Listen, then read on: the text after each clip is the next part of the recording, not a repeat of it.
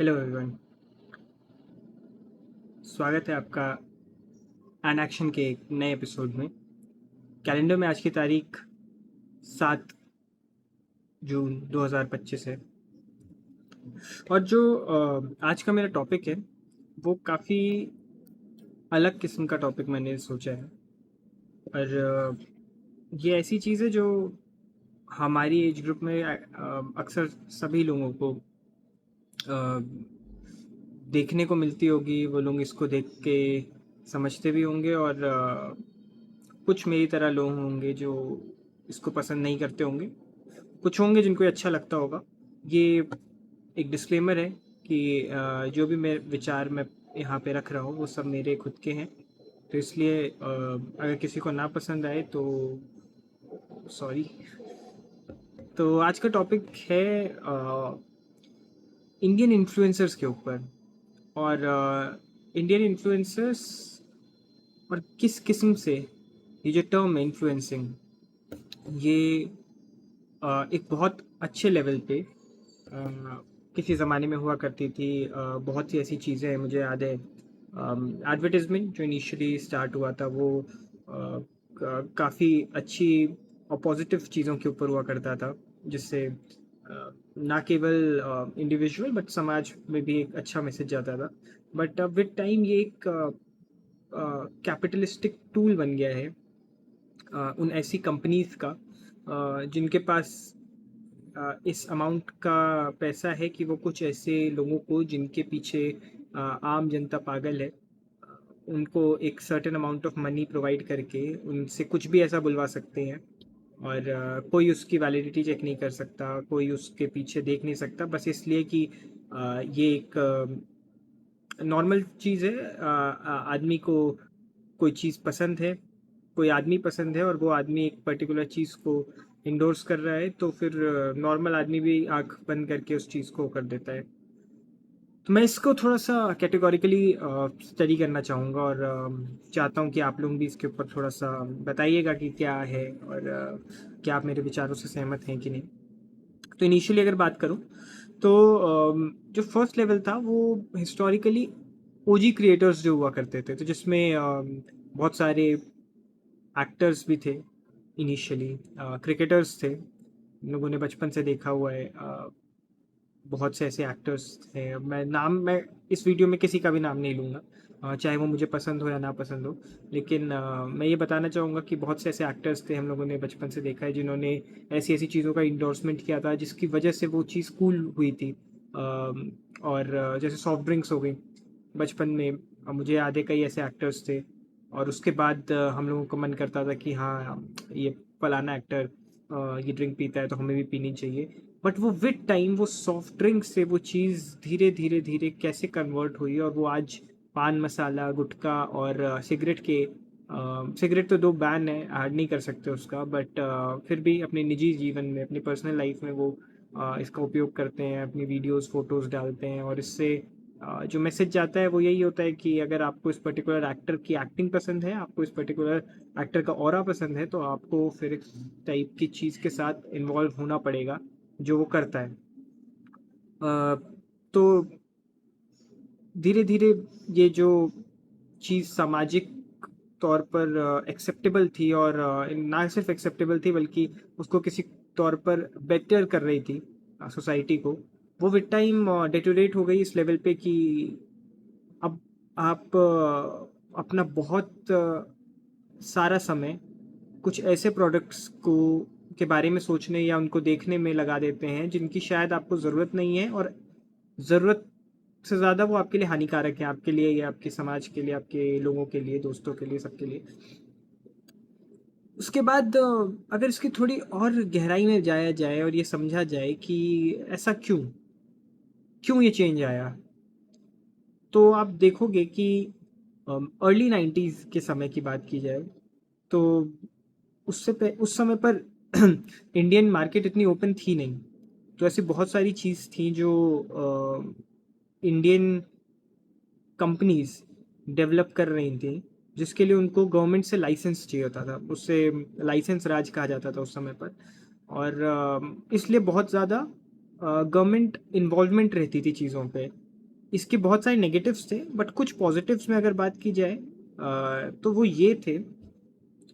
कि गवर्नमेंट को पता रहता था कि अगर हमारे यहाँ पे शराब बन रही है तो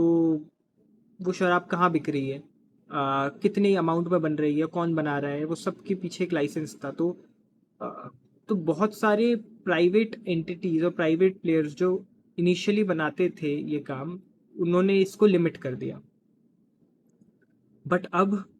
समय ऐसा आ गया है कि अब आप घर पे बैठे हो, 7-8 बजे टीवी चला रहे हो और आप देखते हो कि अ, किसी शो में या कोई ऐसी चीज़ है, किसी वेब सीरीज़ में, जहाँ पर बहुत आम तरीके से, और ना सिर्फ आम तरीके से, उसको बहुत कूल तरीके से पेश किया जाता है, तो फिर आप भी अब मैं अपनी बात तो नहीं कर रहा हूँ, 20-25 साल की उम्र में अगर आप इन्फ्लुएंस हो जा रहे हो तो ये आपकी गड़बड़ है। मैं अपनी बात नहीं करूँगा, बट यहाँ पे मैं उन लोगों की बात करूँगा जो बहुत इम्प्रेशनेबल एज में है अभी, 12-15 साल के, इन लोगों ने अभी ये सब शुरू नहीं किया है और जो इन सब चीज़ों में नहीं पढ़ना चाहते,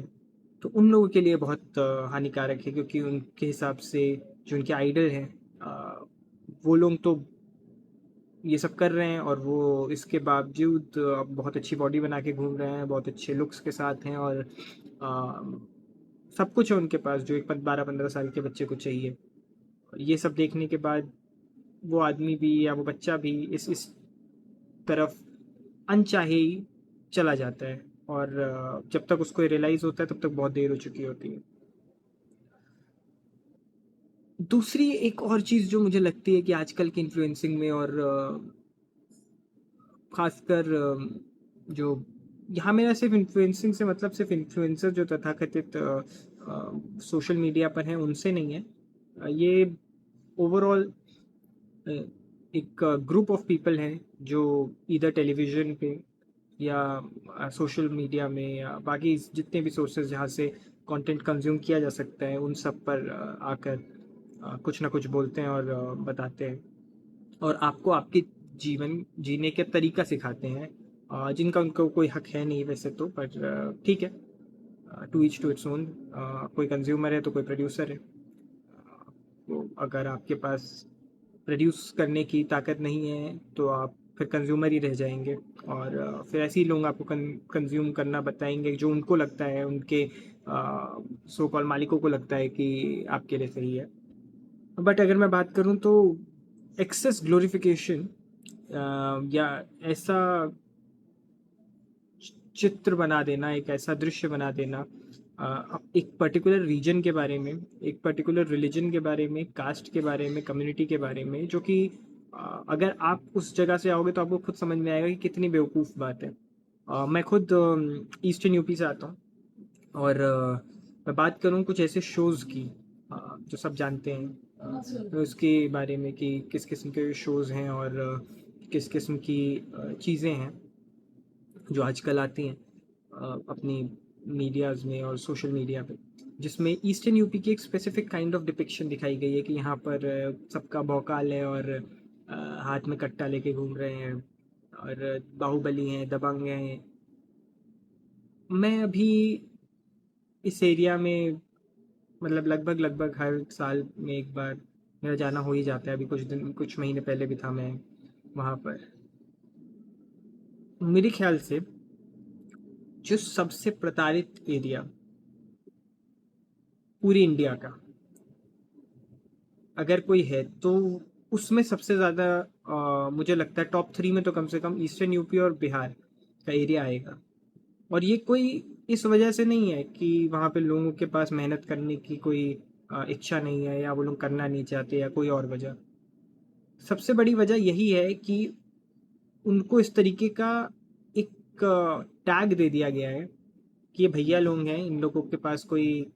कोई काम करने की ज़रूरत नहीं है इनको, ये सब तो बाहुबली थे, इनके गन कल्चर, इनके बारे में ऐसी ऐसी चीज़ें और ऐसी ऐसी प्रचलन जो वो खुद नहीं जानते होंगे जब तक वो सीरीज़ ना देखें या उनको इसके बारे में आइडिया ना हो। और इसका नेगेटिव इम्पैक्ट मैं बताता हूँ क्या है। जब आप इस तरीके की चीज़ें बॉम्बे में बैठ के या कहीं और ऐसी जगह बैठ के बना देते हैं, तो आप ना सिर्फ बाकी के देश को इन्फ्लुएंस कर देते हैं एक पर्टिकुलर ओपिनियन बनाने के लिए उस जगह के बारे में, आप वहाँ के खुद के लोगों का मोरल डाउन कर देते हैं, और बी किसी किस्म का जो इन्वेस्टमेंट है वो हमेशा सेफ जगहों पे किया जाता है। अगर आपकी एरिया सेफ नहीं है, अगर आपकी एरिया किसी किस्म की अच्छी चीज़ के लिए फेमस नहीं है, खासकर पॉजिटिव मेहनत करने के लिए और ऐसे मेहनती लोगों के लिए, तो ये तो फिर बहुत बुरी वजह होगी, कोई आपके ऊपर इन्वेस्टमेंट तो करेगा ही नहीं। और यही होता है अमूमन कि ऐसे लोगों के ऊपर फिर इन्वेस्टमेंट किया नहीं जाता, और वो जगहें फिर ऐसी रह जाती हैं वो जैसी वो रह गई पिछले 70-80 सालों से। तो ये वजह रही। इसमें ये नहीं कहूँगा कि पूरी तरह ये जो सीरीज़ है ऐसा कुछ होता ही नहीं है, वहाँ पे गोलियाँ नहीं चलती हैं और ये नहीं होता, होता है, पर वो शायद हर जगह होता है। अभी मैं एनसीआरबी का कोई डेटा पढ़ रहा था और उसमें बताया गया कि शायद यूपी टॉप 5 स्टेट्स में भी नहीं है, जो मैं एग्जैक्टली कोट तो नहीं करूँगा, बट हाँ टॉप 5 स्टेट्स में नहीं है जहाँ पर क्रिमिनल्स और सबसे ज़्यादा यू नो ऐसा कुछ इनकाउंटर होता है। वो बहुत नीचे है इस मामले में in terms of crime rate, but क्योंकि नाम चल गया है कि यूपी है, बिहार है, तो ऐसा होगा, पता नहीं। और मज़े की बात ये है कि ये ऐसे स्टेट्स के बारे में है जहाँ की पॉपुलेशन और पॉपुलेशन डेंसिटी, यूपी की पॉपुलेशन सबसे ज़्यादा है और बिहार की आई गेस पॉपुलेशन डेंसिटी सबसे ज़्यादा है इस कंट्री में। और वहाँ के लोग ही सबसे बड़े कंज्यूमर बेस भी हैं ऐसे कंटेंट का, क्योंकि उनको किसी किस्म का एक नवाबी मज़ा आ जाता है ये सब देख के कि हाँ अरे हमारे बारे में, चाहे अगले दिन के खाना खाने के पैसे नहीं होंगे लेकिन हाँ बाहुबली वाली फील लेनी है। चाहे घर खानदान में किसी ने गोली देखी नहीं होगी कभी, लेकिन हाँ हम बाहुबली हैं, हम कट्टा लेके रखते हैं। क्या हो जाएगा ऐसे में कट्टा लेके? फिर यही होता है, लंगड़ा गैंग और खैर जो भी है। ये काफ़ी निजी तौर पर ये टॉपिक मुझे अफेक्ट किया है, इसलिए मैं ये टॉपिक के बारे में बात करना चाहता हूँ, क्योंकि कहीं भी आप बाहर जाओ ना स्पेसिफिकली, तो आपकी इमेज पहले तो ये होती थी कि आपके यहाँ से कौन कौन कौन एक्टर निकला है या कौन सा फेमस आदमी आपकी एरिया से आया है, जो कि अच्छी बात थी, बताने में अच्छा भी लगता था। बट आज के समय में ये बताया जाता है कि आपकी कम्युनिटी से कौन सा गुंडा निकला है, कौन बाहुबली है, आपके एरिया का एमएलए कौन है, एमपी कौन है, आपके एरिया का यू नो क्या बढ़ोतरी हो रही है, क्या डेवलपमेंट हो रहा है, उसके ऊपर कोई ध्यान देना चाहता नहीं है। खुद भी जो लोग हैं वहाँ के वो भी इस पॉइंट के साथ मैं जानता हूँ रिलेट नहीं करना चाहेंगे, और इसकी सबसे बड़ी वजह यही है क्योंकि उनको भी अंदर ही अंदर इस बात का तो घमंड है ही कि ये फलाने भैया हमारे एरिया के हैं, ये फलाने नेता हमारे एरिया के हैं। और ठीक है, फिर अगर आपको अच्छा लग रहा है तो कोई क्या ही बोले, फिर बेहतर ही है।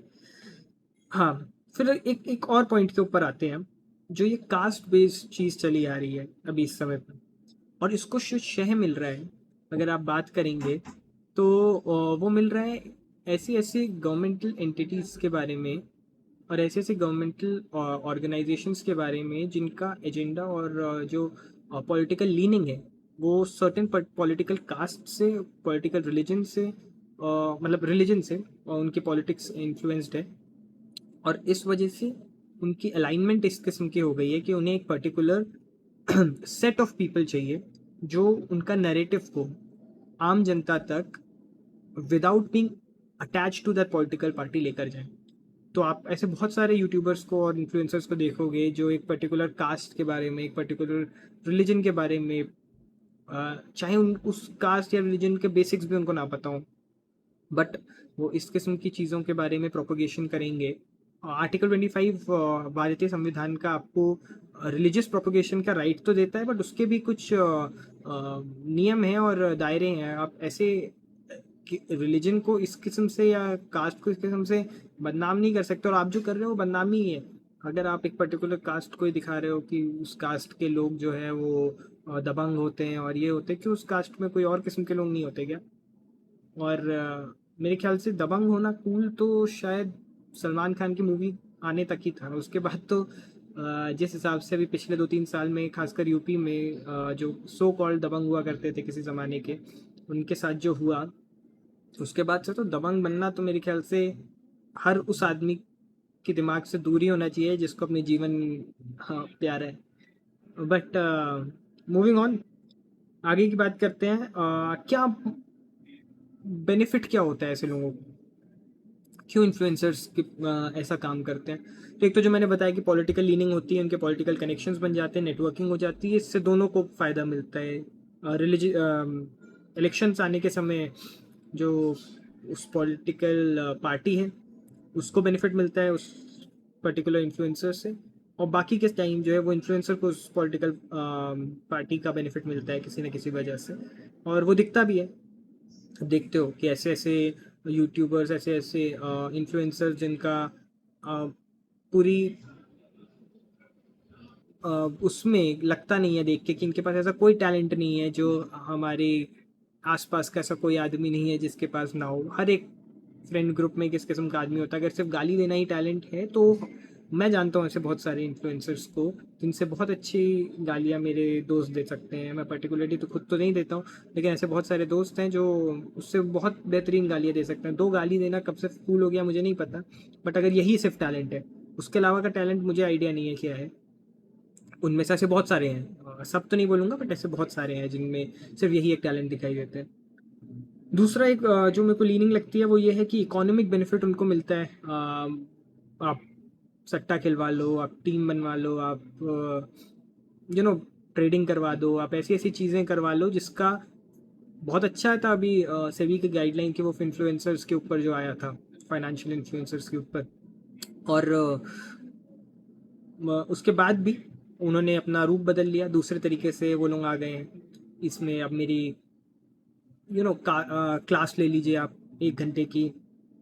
मास्टर क्लास ले लीजिए, मैं इसमें आपको ये सिखा दूंगा, वो सिखा दूंगा, आपको इरिप्लेसेबल बना दूंगा। जिसकी शायद जिसने जीवन में मेरे ख्याल से 1 साल नौकरी नहीं की होगी, वो दूसरे बंदे को इरिप्लेसेबल बना रहे हैं। और फंस भी रहे हैं ऐसे लोग जो 15-15 10-10 साल नौकरी हो, क्योंकि 10-15 साल नौकरी करने के बाद आप एक ऐसे स्टेज पे आ जाते हो पर्टिकुलरली,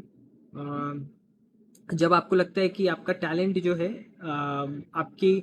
इंटरेस्ट के साथ और आपकी जो करंट सिचुएशन है उसमें ज़मीन आसमान का फ़र्क आ जाता है, ऐसा आपको लगता है। दो वो टाइम होता है ग्रो करने का, स्विच करने का, बाकी चीज़ें करने का, लेकिन लोग ऐसे ऐसे लोगों के साथ इन्वॉल्व हो जाते हैं जिनसे सिर्फ नुकसान के उनको कोई कोई और ऑप्शन या कोई और बेनिफिट नहीं मिलता है। उसके अलावा मैं बात करना चाहूँगा इसके पीछे की वजह क्या है। एक वजह तो ये भी है कि एजुकेशन का बहुत कम होना आम लोगों में, इसलिए उनको ऐसे लोग जो जो सो कॉल्ड इन्फ्लुएंसर बन जाते हैं, उनके अगर आप असली लोग देखो कि उनका बेस क्या है, तो वो ऐसे लोग नहीं हैं जिनके पास कुछ सब्सटैंशियल नॉलेज हो या सब्सटैंशियल इन्वॉल्वमेंट हो किसी ऐसी चीज़ में जिससे उनको बढ़ोतरी हो उनके दिमागी तौर पर। इस ऐसी किसी चीज़ में वो लोग इन्वॉल्व नहीं रहते। उनका इन्वॉल्वमेंट या उनका बेस ऐसे लोग रहते हैं जो लोग बहुत ही ज़्यादा यू नो सेमी अर्बन या रूरल उससे आते हैं। इसमें कोई बुराई नहीं है सेमी अर्बन रूरल एरिया से आने में, इसमें कोई नेगेटिव बात नहीं है। बट उन लोगों को ये आइडिया नहीं है अभी कि अगर उनके पास एक स्मार्टफोन है और उसमें इंटरनेट है, तो उनको किस किस्म के लोगों को देखना चाहिए और उससे उनका क्या उनकी उसमें इम्पैक्ट पड़ रहा है। मतलब अगर आप ऐसे किसी आदमी को देखोगे जो गन कल्चर को प्रमोट कर रहा है और आपकी रील और ये सजेस्टिव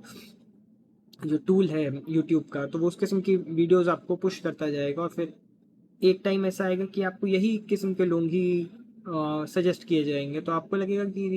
यार ये तो बड़ी नॉर्मल सी चीज़ है, गोली रखना, गोली मार देना, गोली चला देना, कास्ट के बारे में ऐसे खुलेआम बातें करना। पता नहीं क्या एंड है इसका। कोई लीगल गाइडलाइन का ना होना, ये भी एक बहुत बड़ी खामी है हमारे इस सिस्टम की। अगर आप इन्फ्लुएंसर्स की बात करें तो there is a lack of specific guidelines by government. और ये इसलिए भी है, समझ में भी आता है कि इसलिए भी है कि अगर आप कुछ ऐसी गाइडलाइंस लेकर आएँगे कुछ इन्फ्लुएंसर्स के बारे में या इन लोगों के बारे में, तो आप उन कुछ इन्फ्लुएंसर्स को भी टारगेट कर देंगे जो सच्ची में कुछ बेटर करना चाहते हैं। बिकॉज़ फ्रीडम ऑफ स्पीच जो है वो एक ऐसे दायरे में बंध जाती है, चाहे वो आप कुछ लोगों को कर्व करने के लिए लाएँ, बट उससे नुकसान फिर अल्टीमेटली बहुत सारों को ऐसे भी हो जाता है। तो this is a tedious task, समझ में आता है कि आप ऐसे डायरेक्टली बैन तो नहीं लगा सकते कि आप इस टॉपिक के ऊपर बात ही मत करो, वरना तो फिर बहुत ख़राब हो जाएगी सिस्टम। बट कुछ ऐसे और चीज़ें हो सकती हैं, जैसे मैंने बात की कि वो सेबी का जो गाइडलाइन था, उसी तरीके से आप शायद कास्ट के ऊपर या जो जो भारतीय संविधान की ऐसी चीज़ें हैं, रिलीजन, रीजन, कास्ट, जेंडर और प्लेस ऑफ बर्थ और इन सब चीज़ों के बारे में अगर आप कम से कम एक ऐसा मे बी अ बिल आए, एक ऐसा एक्ट आए कि जिसमें आप इन सब चीज़ों के बारे में जितना बेयर मिनिमम हो उतने तक की बात की जाए, और उससे ज़्यादा बहुत ज़्यादा इसको जो एक इमेज प्रोजेक्शन है वो ना किया जाए, तो वो तो बहुत ही सराहनीय काम होगा अगर ऐसा कुछ हो पाए तो। उसके अलावा ये जो फर्जी इन्फ्लुएंसर्स हैं, इनका जो प्रोपोगंडा है, इसको बैलेंस आउट करने के लिए दो आजकल तो बहुत सारी एजेंसीज हैं जो फैक्ट चेक भी करती हैं, और बहुत अच्छा है वो बहुत ज़रूरी है। तो ऐसी कुछ एजेंसीज और आएँ जो ऐसे सब इन्फ्लुएंसर्स की जो भी फालतू बातें हैं उसको फैक्ट चेक करें, और ये बताएं अ, कि पर्टिकुलर रिलीजन में, पर्टिकुलर रीजन में या कास्ट के होने में कोई ना कोई बहुत बड़ी बात है, ना कोई बहुत शर्मिंदा होने की बात है। ये एक आइडेंटिटी है जो हर उस आदमी के पास होगी जो धरती पर आया है। अब वो आपके पास है, आप उसको एक बहुत बड़ी बात मान लेते हो और ये मान लेते हो कि इससे बेहतरीन चीज़ तो दुनिया की कुछ है ही नहीं, तो ये आपकी बेवकूफ़ी है। ऐसा कुछ है नहीं। दुनिया में हर उस आदमी ने जिसने जन्म लिया है उसके पास एक पर्टिकुलर प्लेस ऑफ बर्थ है। ये पासपोर्ट तक लेने में भी या आधार कार्ड बनवाने में आपको दिखाना पड़ता है इसमें ऐसा, या आप किस कम्युनिटी से आते हो वो आपके नाम के पीछे क्या टाइटल लग जाता है, उससे क्या इफेक्ट पड़ गया आपके जीवन में। हाँ, ये बहुत से ऐसे सामाजिक तौर पर ऐसी कम्युनिटीज़ है जिनको इसके लिए हमेशा या कई सालों से प्रताड़ित किया गया। तो उन लोगों को बढ़ोतरी करने के लिए हमें जो एजुकेटिव वेज हैं या जो ऐसे वेज हैं जिससे उनको बेनिफिट मिले, उस तरफ लेकर जाना चाहिए, ना कि इस किस्म की कोई चीज़ कर देनी चाहिए जिससे उनको हैव एक नेगेटिव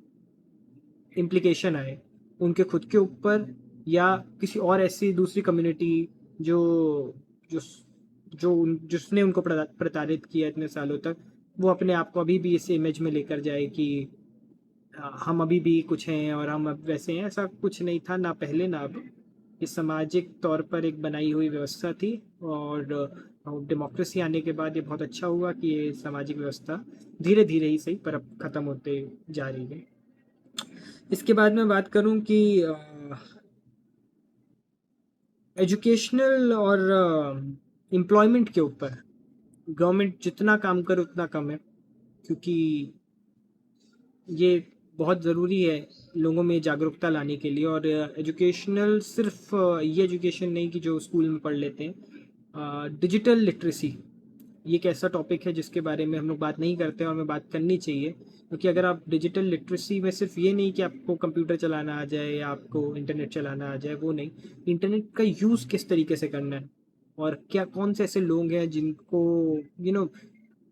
आपको ये समझ में आना चाहिए कि आपके लिए, आपके समाज के लिए और आपकी पर्सनल माइंड के लिए,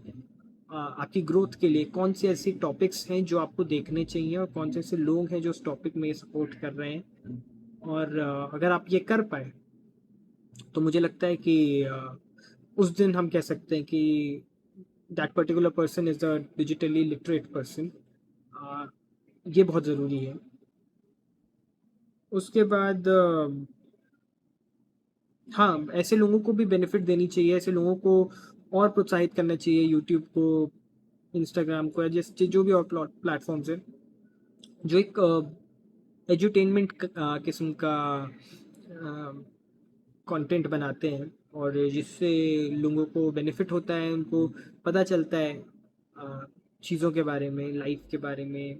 और भी ऐसी चीज़ों के बारे में जो चाहे वो मटेरियलिस्टिक हो, चाहे फिलोसफिकल हो, चाहे किसी भी किस्म की हो, जिससे उनको ये समझ में आए कि लाइफ में एग्जैक्टली ज़रूरी क्या है। ये सब जो यूट्यूबर्स हैं जो सिर्फ इन particular caste class region region के बारे में वीडियोस बनाते हैं, उनकी लाइफ बहुत छोटी होती है। आप देखो तो वो लोग मे भी साल 2 साल 3 साल चल जाएंगे, उसके बाद ख़त्म।